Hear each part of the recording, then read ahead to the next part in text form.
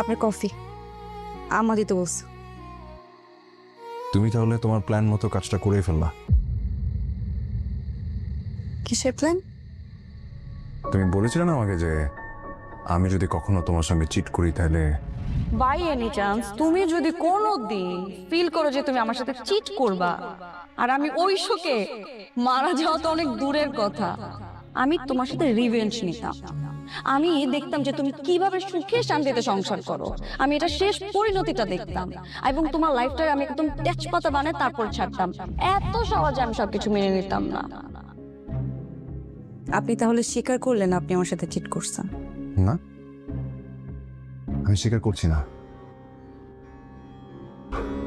কারণ এরিন, আমি তোমার সঙ্গে কোনো চিট করে নিও, কিন্তু তুমি ঠিকই রিভেঞ্জটা নিয়ে নিয়েছো। এটা ঠিক করো নাই তুমি।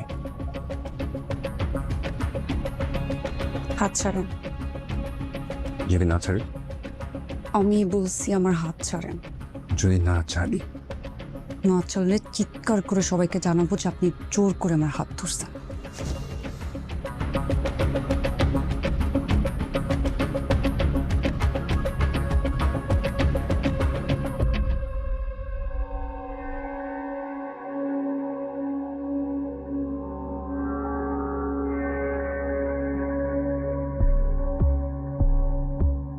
আপনার ভাইয়ের সাথে আমার 3.5 বছরের রিলেশন ছিল।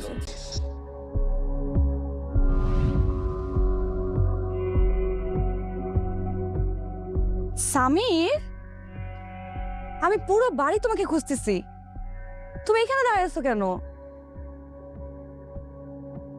কি হয়েছে সামির, বলো। মন খারাপ?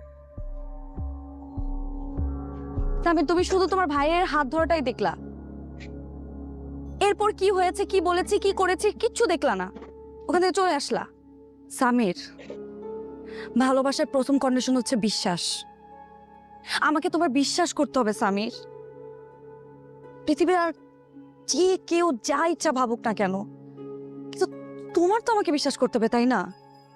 হ্যাঁ, হতে পারে যে আমার আর তোমার পরিচয়টা অস্বাভাবিকভাবে হয়েছে, এভাবে আমাদের বিয়ে হওয়াটা হয়তো বা হট ছিল না, কিন্তু আমি আমি নিজেও জানি না, আমি এই প্রশ্নের উত্তর আমি নিজেও দিতে পারবো না যে আমি কেন তোমাকে বিয়ে করেছি।